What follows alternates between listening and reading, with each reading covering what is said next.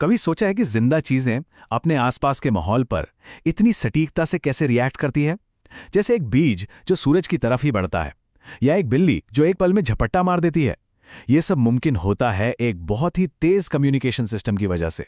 तो चलिए आज इसी सिस्टम को करीब से जानते हैं। तो चलिए इसी सवाल से शुरू करते हैं। कभी ना कभी तो ऐसा हुआ ही होगा कि गलती से किसी गर्म चीज को छू लिया हो और हाथ कैसे पीछे हटता है, एकदम बिजली की रफ्तार से, है ना? मतलब सोचने का मौका तक नहीं मिलता। बस यही जो तेज और सटीक रिएक्शन है ना, आज हम इसी को समझने वाले हैं। अक्सर जब हम किसी चीज को हिलते डुलते देखते हैं तो हम मान लेते हैं कि वो जिंदा है, यानी मूवमेंट या गति जिंदगी का एक अहम संकेत है। लेकिन हर मूवमेंट एक जैसा नहीं होता। कुछ मूवमेंट तो ग्रोथ की वजह से होता है, जैसे किसी पौधे का बढ़ना, लेकिन ज्यादातर हरकतें हमारे आसपास के माहौल में हो रहे बदलावों का सीधा रिएक्शन होती हैं। जरा इस बिल्ली को देखिए। इसका दौड़ना बस कोई ऐसी वैसी हरकत नहीं है। ये एक सोची समझी मकसद भरी प्रतिक्रिया है। क्यों? क्योंकि उसने चूहा देखा है। तो ये ग्रोथ नहीं, ये एक रिएक्शन है। या फिर इन बच्चों को देख लीजिए। ये अपने आसपास की चीजों का इस्तेमाल मजे के लिए, अपने फायदे के लिए कर रहे हैं। ये भी एक पूरी तरह से कंट्रोल की हुई सोची समझी हरकत है। और यहां देखिए, भैंस का जुगाली करना भी एक कंट्रोल मूवमेंट है जो जिंदा रहने के लिए जरूरी है। इससे उसे सख्त खाना पचाने में मदद मिलती है। तो इन सब उदाहरणों में एक बात क्या कॉमन है? सबसे खास बात यह है कि ये हरकतें रैंडम नहीं हैं। ये सब बहुत सावधानी से कंट्रोल की जाती हैं। मतलब माहौल में हर बदलाव के लिए एक सही जवाब, एक सही रिएक्शन तैयार होता है। चाहे वो खतरे से बचना हो या खाना ढूंढना, सारा खेल कंट्रोल का है। तो सवाल ये उठता है कि शरीर आखिर इतना सटीक कंट्रोल करता कैसे है? कौन सा सिस्टम है जो इन घटनाओं को पहचानता है और ये पक्का करता है कि हमारा रिएक्शन एकदम सही हो? साइंस की भाषा में इसी सिस्टम को कंट्रोल एंड कोऑर्डिनेशन, यानी नियंत्रण और समन्वय कहते हैं। यही वो ढांचा है जो जिंदा चीजों को अपने माहौल में हो रहे बदलावों को समझने और उन पर सही तरीके से एक्शन लेने में मदद करता है। जानवरों में इस सिस्टम के दो मेन खिलाड़ी हैं। एक तो नर्वस टिश्यूज जो कि मैसेज ले जाने वाले हाईवे की तरह हैं, और दूसरे हैं मस्कुलर टिश्यूज जो उन मैसेज पर एक्शन लेते हैं। ये एक परफेक्ट टीम वर्क है जो हमें रिएक्ट करने की ताकत देता है। चलिए अब इस कम्युनिकेशन नेटवर्क के थोड़ा और अंदर झांकते हैं।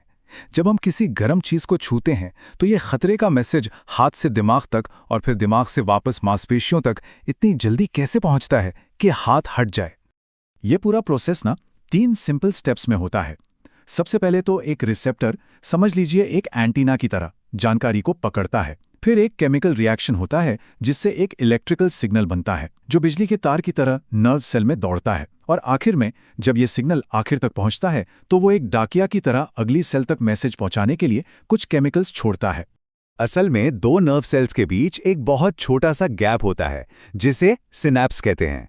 मजे की बात यह है कि इलेक्ट्रिकल सिग्नल इस गैप को सीधे पार नहीं कर सकता।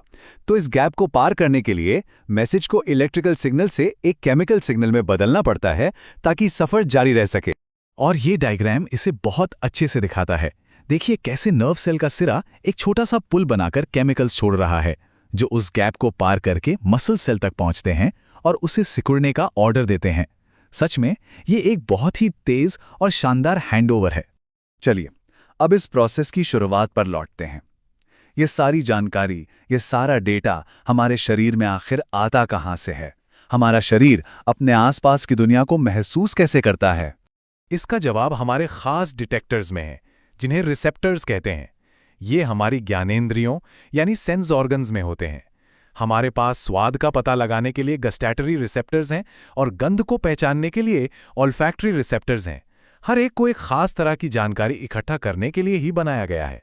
यहाँ एक बड़ा ही सिंपल सा एक्सपेरिमेंट बताया गया है।